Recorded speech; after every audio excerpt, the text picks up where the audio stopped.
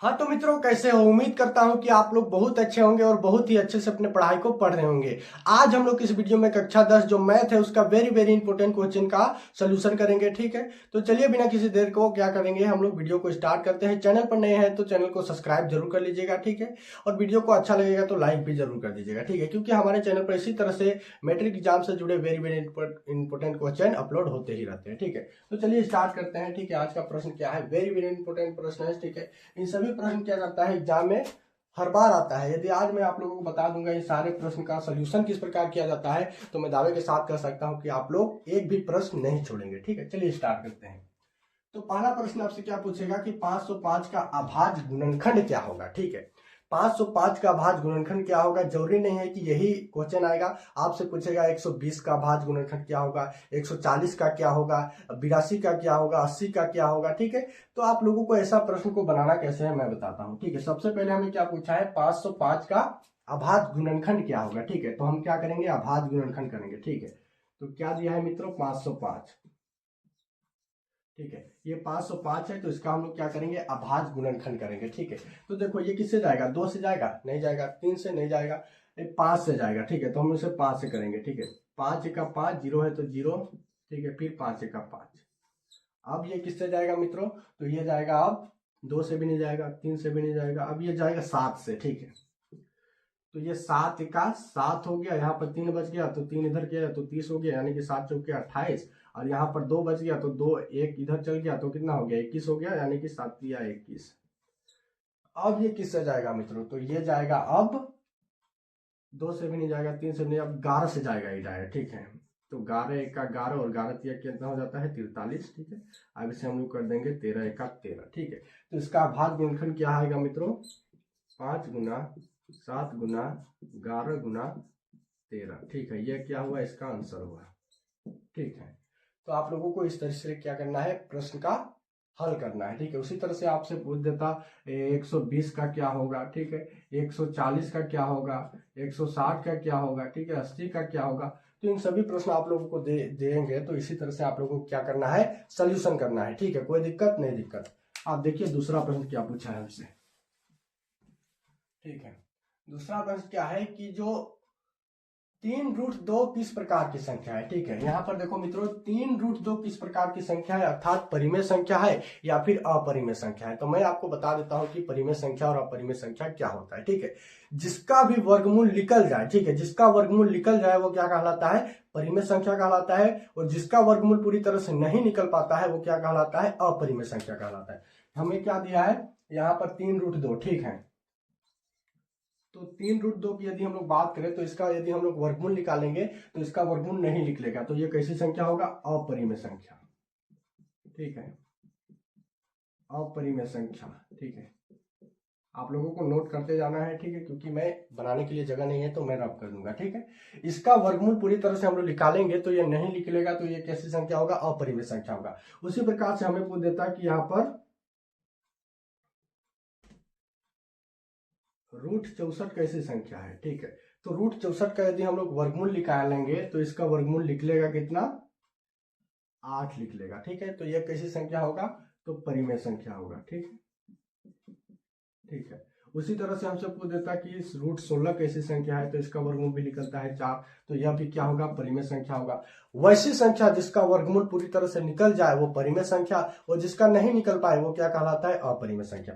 तो I hope कि आप लोगों को परिमेय संख्या और अपरिमेय संख्या भी समझ में आ गया होगा, तो वीडियो को एक बार लाइक जरूर कीजिएगा। ठीक है, आप देखो तीसरा प्रश्न आपसे क्या पूछा है कि देखो पीएक्स का एक ग्राफ है। ठीक है, जिसमें शून्यकों की संख्या कितनी है। ठीक है, तो यहाँ पर एक ग्राफ दे दिया है मित्रों। ठीक है, तो इसमें पूछा है हम लोगों को कि शून्यकों की संख्या कितनी है। लिख के ले लीजिए कि ऐसा प्रश्न एक छपेगा ही छपेगा, और बहुत ही इजी है, बहुत ही हलवा है। ठीक है, कैसे है देखो मैं बताता हूँ। यहाँ पर एक ग्राफ है। ठीक है, ये क्या है, एक्स अक्ष है, और ये क्या है, वाई अक्ष है। ठीक है, वाई अक्ष को क्या कहते हैं हम लोग, कोटि कहते हैं, एक्स अक्ष को क्या कहते हैं, भुज कहते हैं। ठीक है, यहाँ पर एक रस्सी जैसा बोल सकते हैं। ठीक है, रस्सी जैसा रेखा है इस तरीके से। ठीक है, तो हमें यहाँ पर देखना होता है कि जो ये जो रस्सी जैसा रेखा है वो एक्स अक्ष को कितना बार काटा है। ठीक है, कितना बार काटा है, तो यहाँ पर हम लोग देखेंगे यहाँ पर एक बार काटा है। ठीक है, एक्स अक्ष को, और एक बार यहाँ पर, यानी कि इसे हम लोग कह सकते हैं इसका जो पीएक्स की संख्या कितना होगा, तो 2 होगा। ठीक है, उसी प्रकार से यहाँ पर बोल देता है इसका पीएक्स की संख्या कितना होगा। ठीक है, तो यहाँ पर आप लोग बताते 1 हो गया, 2 हो गया, 3 हो गया, 4, इसका पीएक्स की संख्या कितना होता है, 4 होता है। ठीक है, तो आप लोगों को इस तरीके से प्रश्न को समझना है। ठीक है, एक क्वेश्चन फिक्स देता है एग्जाम में, आप लोगों को समझ लेना है और अच्छे से तैयारी करके जाना है। ठीक है, तो ये प्रश्न भी आप लोग समझ गए होंगे। ठीक है, आप देखो, आपसे अब चौथा प्रश्न क्या पूछेगा कि बहुपद एक्स स्क्वायर माइनस 15 का शून्यक क्या होगा। ठीक है, शून्यक निकालने के लिए आप लोगों को सब्जेक्टिव प्रश्न में भी देता है 2 नंबर के लिए। ठीक है, तो आप लोगों को कैसे हल करना है मैं बताता हूं। ठीक है, यहाँ पर क्या दिया है, बहुपद एक्स स्क्वायर माइनस 15। ठीक है, बहुपद एक्स स्क्वायर माइनस 15 दिया है। ठीक है, तो हमें क्या करना है, इसका शून्यक निकालना है। ठीक है, तो शून्यक कैसे निकालेंगे, देखो बताता हूं।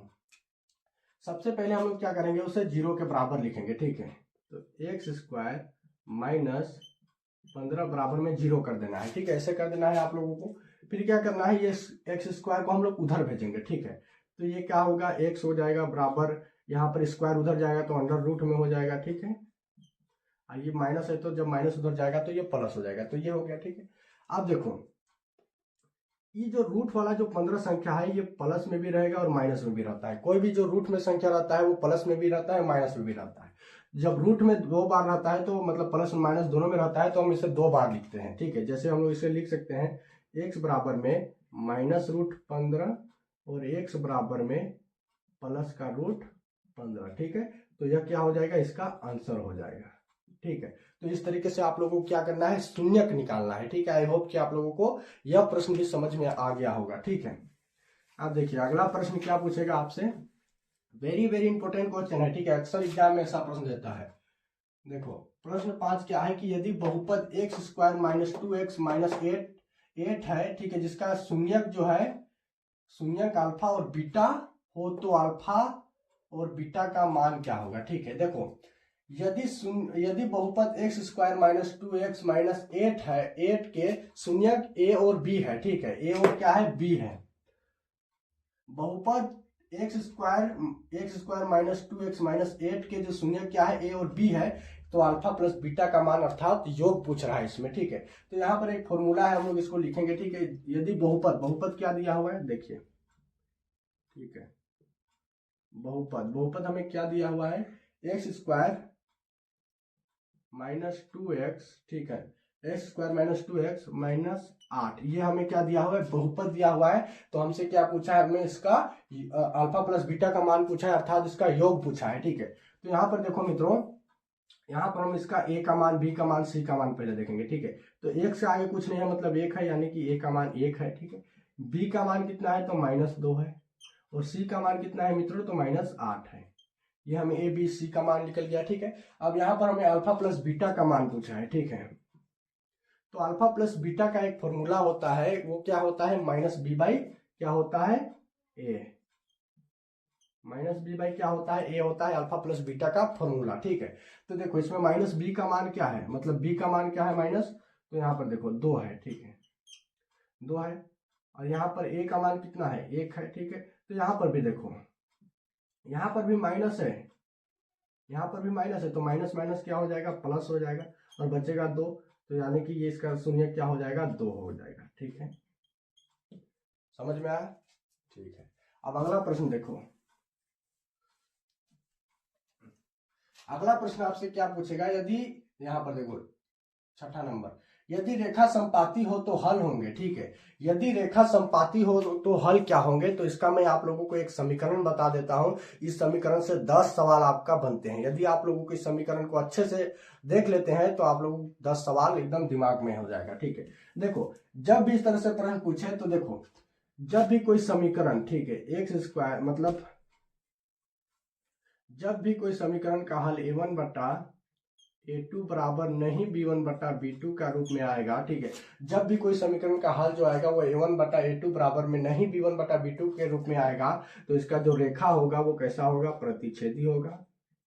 ठीक है, कैसा होगा मित्रों, रेखा जो होगा वो प्रतिच्छेदी होगा। ठीक है, और इसका हल की यदि हम लोग बात करें तो कितना हल होंगे, एक हल होंगे। ठीक है, एक हल होंगे, और जब हल निकल जाता है तो क्या कहलाता है, संगत कहलाता है। ठीक है, और देखो जब आप दूसरा, ये पहला समीकरण था, ठीक है, दूसरा समीकरण क्या होगा, यदि a1 बटा a2 बराबर में b1 बटा b2 बराबर में c1 बटा c2, ठीक है, यदि इन रूप में सभी मतलब इन रूप में समीकरण का हल निकलता है तो क्या कहलाता है, इसका जो रेखा होता है वो क्या होता है, समपाती होता है, ठीक है, समपाती होता है, ठीक है, समपाती होता है। अब जब रेखा समपाती होता है तो उसका अनेक हल होते हैं, ठीक है, और जब अनेक हल होता है तो वो भी क्या होता है, क्योंकि इसका हल निकला तो ये भी क्या कहलाएगा, संगत होगा, ठीक है। अभी आप लोगों का एक तीसरा समीकरण होता है, वो क्या होता है, यदि a1 बटा a2 बराबर b1 बटा b2 बराबर नहीं c1 बटा c2, तो इसका किस मतलब इसमें जब इस तरह का कोई समीकरण का हल निकलता है तो इसका क्या होता है, इसमें जो इसका जो रेखा होता है वो कैसा होता है, समांतर होता है, ठीक है, इसका रेखा कैसी होता है, समांतर होता है, और जब समांतर होगा तो कोई हल नहीं होगा, ठीक है, मतलब हल नहीं, ठीक है, और जब हल ही नहीं निकलेगा तो वो क्या कहलाएगा, असंगत कहलाएगा, ठीक है।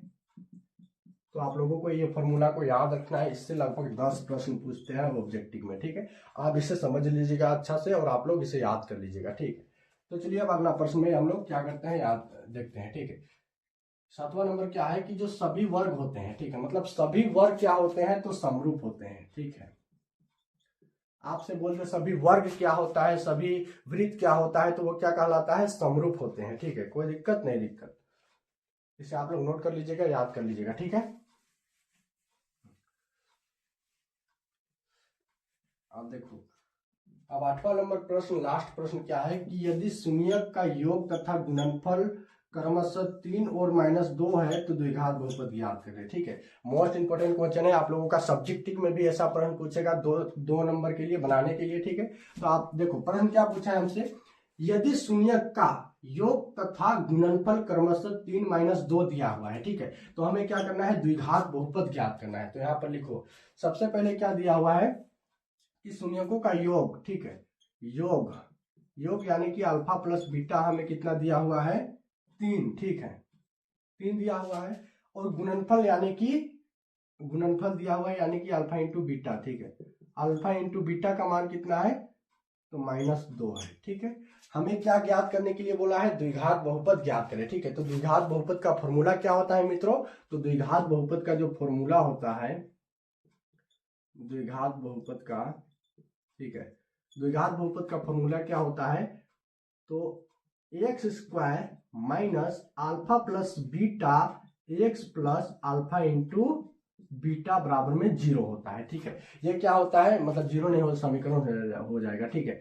X square minus alpha plus beta x plus alpha into beta, ये क्या होता है, द्विघात बहुपद का फॉर्मूला होता है, बस मान रखना है, द्विघात बहुपद निकल जाएगा। देखिए कैसे, यहाँ पर क्या है, एक्स स्क्वायर है तो एक्स स्क्वायर लिखेंगे, माइनस है तो माइनस, ठीक है। अल्फा प्लस बीटा का मान कितना दिया हुआ है, 3 दिया हुआ है तो हम लोग 3 देंगे, ठीक है। एक्स प्लस है तो एक्स प्लस करेंगे, ठीक। अल्फा इंटू बीटा का मान कितना है, -2 है तो -2 कर देंगे, ठीक। अब यहाँ पर देखो, एक्स स्क्वायर है तो एक्स स्क्वायर लिखेंगे, ठीक है। ये जो निकल जाएगा ब्रैकेट से तो ये -3 हो जाएगा, ठीक है। अब यहाँ पर देखो एक्स प्लस, अब ये -2 हो जाएगा, ठीक है। तो ये क्या हो गया, द्विघात बहुपद हो गया, ठीक है। आई होप कि आप लोगों को समझ में आ गया होगा, बस मान रखना है, ठीक है। आप लोगों को फॉर्मूला याद रखना है, ठीक है, द्विघात बहुपद का सूत्र याद रखना है, और ये क्या हो गया, द्विघात बहुपद हो गया, ठीक है। तो आई होप कि आप लोगों को इसी तरह से प्रश्न चाहिए तो वीडियो को लाइक और सब्सक्राइब जरूर कर दीजिए, ठीक है, क्योंकि आजकल हमारे चैनल पर डेली मैट्रिक से जुड़े वीवीआई प्रश्न का केवल तैयारी किया जाता है, जो आप लोगों का एग्जाम में डायरेक्ट भेजा जाएगा। जी हाँ, वीडियो को यदि आप लोगों को थोड़ी सी भी अच्छी लगी होगी तो वीडियो को एक लाइक जरूर कर दीजिएगा। धन्यवाद।